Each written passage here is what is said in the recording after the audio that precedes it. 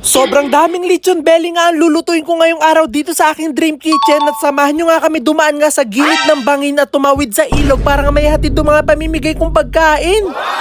Sobrang saya ko nga pagkagising ko kaninang umaga dahil nga dito sa iluluto ko ngayong araw dito nga sa dream kitchen ko kasi magluluto nga ako ng napakaraming lechon belly. Ready na nga rin dito yung mga karning baboy nga na binili nga natin para nga gawing lechon belly at ipinatas ko na nga sila dito para nga ma-prepare na natin sila. Sobrang daming karning baboy nga talagang binili ko kasi napakaraming lechon belly nga ang iluluto nga natin kasi marami nga tayong papakainin ngayong araw. At nung nailabas ko na nga itong mga karning baboy nga, meron na tayo ditong karning baboy na ready na nga i-lechon belly kasi kanina nga umaga talagang pinag-aalis na nga nila yung mga dapat alisin dito. Katulad ng mga buto, pati mga kailangan talagang alisin para maging lechon belly. At marami pa nga ditong karne nga na pang lechon belly ang hindi pa nga naalisan nga ng mga buto kaya ako na nga lang mag-aalis. Ito nga alisin nga natin dito, ito yung pinaka-ribs nga ng karning baboy. Hindi nga kasi tayo makakagawa ng lechon belly at hindi nga natin to marurolyo kapag hindi nga natin to inalis. Hindi na nga rin ako nahirapan nga sa pagtatanggal nga neto kasi madali nga lang siyang maalis. At dahil nga lechon belly ang lulutuin natin ngayong araw dito sa aking dream kitchen kaya hindi na nga natin isasama itong mga matatanggal nga nating ribs nga ng karning baboy. Kaya i-comment nyo nga po kung ano sa tingin nyo ang masarap na luto dito nga sa ribs nga ng karning baboy para ito nga'y maulam namin mamayang gabi. At maya nga lang din natanggal ko na nga lahat ng mga kailangan tanggalin nga dito kaya naman agad-agad ko nga siyang hinati nga sa gitna para nga talaga mairolyo natin siya. So sobrang haba nga kasi neto talaga mahihirapan tayo siyang irolyo kung hindi natin siya puputulin sa gitna. Pinaghahati ko na nga rin ng pabox-box nga itong pinakaibabaw nga na gagawin nga nating lechon belly. Hindi ko nga alam kung bakit pero yun nga yung sabi ng mga kasama ko. At matapos nga ang 300 hours na paghati-hati ko na nga rin sila at na-prepare ko na nga sila na maayos at ready na nga silang i-lechon belly. Pero bago nga yung binudbudan ko nga muna sila dito ng paminta tapos sinundan ko na nga rin itong asin. Pagkatapos ko nga doon agad-agad na nga akong umalis para nga kumuha nga ng tubig na ilalagay natin dito sa aking giant kawa. Kailangan na nga kasi natin makapagpakulungan ng tubig para nga mamaya pag narolyo na nga natin itong mga gagawin nga nating lechon belly, dito nga natin sila pagsiswimmingin. Pagkatapos ko nga maglagay nga ng tubig, nagpahid nga lang ako dito ng patis tapos agad-agad na nga rin ako umalis para nga kumuha nga ng tangla. Ito nga talaga ang ingredients na hindi nawawala kapag nga talaga maglilechon kasi ito talaga magpapasarap. Nakapag-rolyo na nga rin dito yung mga kasama ko ng isang pirasong pang lechon belly at ito nga din kailangan ko nga daw gayahin. Pero sinabi ko nga na basic nga lang sa akin to at kayang-kaya ko nga ito lahat nga i-rolyo kaya naman inumpisan ko na nga itong kunin nga itong nakarolyo nga na dalawang tanglad at inilagay ko nga dito sa loob. At habang unti-unti ko nga siyang nirolyo, bigla ko nga napagtanto na mahirap pala to. Hindi mo nga lang kasi siya basta-basta i-rolyo, talagang itatali mo pa siya kaya dun nga ako nahirapan kaya pinabayaan ko na nga siya sa mga kasama ko. Kaya naman pumunta na nga lang ako dito sa pinapakulo ko ng tubig kasi maglalagay na nga ako ng mga pampalasa. Nilagay ko nga lang dito yung bawang at sibuyas at luya tapos sinundan ko na nga rin siya dito ng patis. Naglagay na nga rin ako dito ng napakaraming laurel tapos binudbudan ko na nga rin siya nitong asin. Pagkatapos ko nga mailagay yun, hinalo-halo ko nga lang para mag-combine ka lahat ng lasa nila. Kailangan nga rin daw maglagay ng tanglad dito kaya nilagay ko na nga itong mga sobra nga namin ginawang tanglad. At maya-maya nga lang din unti-unti na nga nilang nagagawa nga itong mga pang lechon belly at narorolyo na nga nilang lahat itong mga karning baboy. At after nga isang taon natapos na nga rin nila lahat nga nairolyo nga itong mga gagawin nga nating lechon belly kaya naman pagsiswimmingin na nga natin silang lahat. Ready na nga itong pagsiswimmingan nga nila, talagang kumukulo na kaya naman agad-agad ko na nga silang pinaglalagay. At habang nilalagay ko nga sila isa-isa talaga natutuwa nga ako kasi napakarami pala naming nagawang lechon belly at sigurado ako na sobrang dami nating mabibigyan. At talaga sakto-sakto nga kasi itong lechon belly nga na ito, cravings ko nga lang to kagabi kaya hindi ako makapaniwala na niluluto ko na nga siya ngayon. Pero syempre hindi nga to para sa akin kundi para din sa mga pagbibigyan nga natin. Nagdagdag nga lang kami dito ng tubig para mapag-swimming nga namin lahat nga itong mga nagawa nga namin lechon belly. At kailangan nga daw namin to pakuluan ng sobrang tagal at sobrang habang oras para nga talaga mas masarap at mas malambot. At matapos nga ang isa't kalahating oras nga na pagpapakulungan natin dito ay pwede na nga natin silang iahon kaya naman pinagkukuha ko na nga sila isa-isa. Hindi nga kasi pwede na ma-overkulo nga itong mga pang lechon belly nga natin kasi baka nga magdurog-durog sila at magkalas-kalas. Baka nga kasi imbis na lechon nga magawa nga natin baka sinabawang lechon belly ang mangyari. At talaga namang sobrang hirap na hirap nga ako sa pag-aahon nga sa kanila isa-isa kasi sobrang bibigat nga talaga nila. At mukhang hindi ko na nga kailangan nga mag-gym kasi dito pa nga lang sa pag-aahon nga nito mga pinakuluan nga natin lechon belly talagang lalaki na nga yung braso ko. At after ko nga silang maiahon nga lahat agad-agad nga akong kumuha nga ng tinidor para nga pagtusok-tusukin nga itong pinakaibabaw nga ng lechon belly para nga doon talaga maluto yung pinakaloob. At hindi pa nga natatapos nga itong outing nga ng mga pang lechon belly nga natin kasi magsiswimming pa nga sila sa mantika kaya naman agad-agad na nga ako maglalagay ng napakaraming mantika dito nga sa aking giant kawa. At dito nga ako sa part nga ng pagluluto nga na to sobrang kinakabahan kasi mamaya nga magkakaroon nga ng gera. Sigurado nga kasi ako na kapag nilagay na nga natin dito yung mga pagsiswimmingin nga natin ay magpuputukan.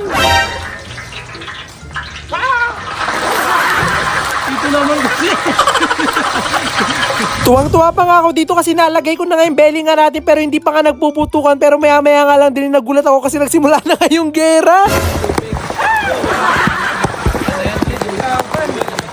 At hindi na nga ako nagpresenta nga sa mga oras nga na yan at pinaubaya ko na nga sa mga kasama ko ang paglalagay nga ng belly dito sa mantika. At talagang maya-maya nga lang din sobrang ako natakam nung naglitawan na nga itong mga piniprito nga natin kasi tignan nyo mukhang sasarap. Kaya habang nagpiprito nga sila, pumunta muna nga ako dito nga sa gilid para nga maglagay nga na itong ketchup nga dito sa lagayan. Hindi nga kasi pwede na walang sausawan ngayon pamimigay nga nating lechon belly kaya meron nga tayo ditong ketchup. At nung natapos na nga ako dito sabi nga ng mga kasama ko na hindi na nga doon nagpuputukan kaya sinabi ko na ako na ngayon mag-aahon nga at magluluto dito. At talaga sobrang challenging pala sa pag-aahon nga nitong lechon belly nga na to kasi bukod nga sa napakabigat niya talagang napakainit.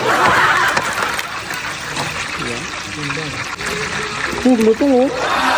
At nung pag-aahon ko nga nung isa talaga sobrang natakam ngayon mga kasama ko nga dito pero sinabi ko nga na hindi para sa kanila to. Pero sinabi ko nga sa kanila na ipagluluto ko na nga lang sila mamayang gabi nung tirang ribs nga doon sa karning baboy. At maya-maya nga lang din unti-unti na nga naming naluluto nga lahat nga itong mga lechon belly. Ito pa nga lang yung unang batch nga na naluluto at napakarami pa nga nilang iluluto. Kaya naman habang nagluluto pa nga sila dito ng mga lechon belly nga namin ni agad-agad nga akong pumunta dito nga sa tabi para nga kumuha nitong luto na lechon belly at hati-hatiin.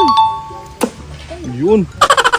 Baka nga kasi pag hinintay ko pa nga na maluto nga lahat nga ng mga lechon belly talagang abutin nga kami ng gabi at hindi nga kami makapagbigay kaya habang nagluluto nga sila maghahati-hati na nga ako dito. At talagang sobrang nga nakakatuwa kasi talagang perfect na perfect nga itong pagkaluto nga natin dito nga sa lechon belly. At kada gahit ko nga nitong mga lechon belly nga na niluto nga namin talagang takang na takang may makasama ko nga dito kasi naririnig nga nila yung pagka-crunchy nga nung bala. Pero sinabi ko nga sa kanila na maya-maya nga lang din ibibigyan ko nga sila para hindi na nga sila matakam. Syempre kailangan nga muna namin itong tikman bago nga natin napamigay para nga talaga malaman nga namin yung lasa. At maya-maya nga lang din iniwan ko nga muna yung paggagayat nga dito sa mga naluto nga namin lechon belly at pumunta muna nga ako dito sa gilid para nga mag-repack. Napakarami nga namin dito magre-repack at kada nga isa sa amin ay merong isang kalderong kanin para hindi na nga kami mahirapan nga sa pagkukuha ng kanin. At dahil napakarami nga natin lechon belly nga na naluto talagang dinadamihan nga namin yung paglalagay nga dito para nga talagang sobrang mabusog yung mga pagbibigyan nga natin nito. At kailangan nga talaga namin bilisan yung pagluluto at pagre-repack nga namin dito kasi talagang napakahirap ngayong pagpunta dun sa pagbibigyan nga natin nito mga niluto ko ng pagkain. Pero kahit nga mahirap at delikado ngayong pagpunta nga doon talagang pupuntahan talaga natin kasi sigurado nga ako na excited na nga rin yung mga naghihintay nga doon. Maya-maya nga lang din natapos na nga kami sa pagre-repack at nakapag-repack nga kami ng pagkain ng 180 pieces. Kaya naman dali-dali na nga kami bumiyahe para nga talaga matikman na nga ng mga pagbibigyan nga natin itong mga niluto ko. At talagang yung daan nga doon ay sobrang pahirapan kaya pagbaba nga namin dito sa dinaanan namin na ito bumaba nga kami ng sasakyan kasi hindi na kaya yung sasakyan na dumiretso. Kaya naman buhat-buhat nga namin ito mga kasama ko itong mga niluto nga namin pagkain para nga ipamigay. Dumaan nga muna nga kami dito nga sa pinakailog at pagkatapos nga dito magmumotor pa nga kami para nga makapunta doon. At dito nga talaga ako kinakabahan nga ng sobra kasi motor nga lang din kakasya nga papunta nga doon at talagang napakaliit nga doon ang daan at talagang yung gilid doon ay bangin na. At dahil kulang nga kami ng motor ito ngayon naisip na paraan nga na mga kasama ko para mabilis nga namin maidala nga itong mga pagkain na niluto ko nga doon sa pagbibigyan natin. At nung inumpisahan na nga nito mga kasama ko nga nakain nga yung pagkain papunta nga doon sa pagbibigyan nga namin ay umangkas na nga ako dito sa motor at meron nga rin ako ditong dalang pagkain. Talaga namang dahan-dahan nga lang yung tito ko kasi talaga sobrang nga akong kinakabahan baka nga kasi magkamali at mahulog nga kami sa bangin. At kailangan nga rin talaga namin magdahan-dahan kasi meron nga ako dalang pagkain baka nga mahulog nga to at masaya. First time ko pa nga lang dumaan dito pero sobrang na nga akong kinakabahan paano pa kaya yung mga araw-araw dumadaan dito. At talagang kada may madadaanan nga kaming bangin talaga napapapigil hininga nga ako sa sobrang takot. At isa nga rin sa challenge nga sa pagpunta nga dito ay talagang napakaputik nga ng daan at talagang basa kaya nakakatakot baka nga madulas yung mga motor. Pero nawawala nga yung kaba ko kapag iniisip ko nga yung mga pupuntahan nga natin doon na sigurado ko na excited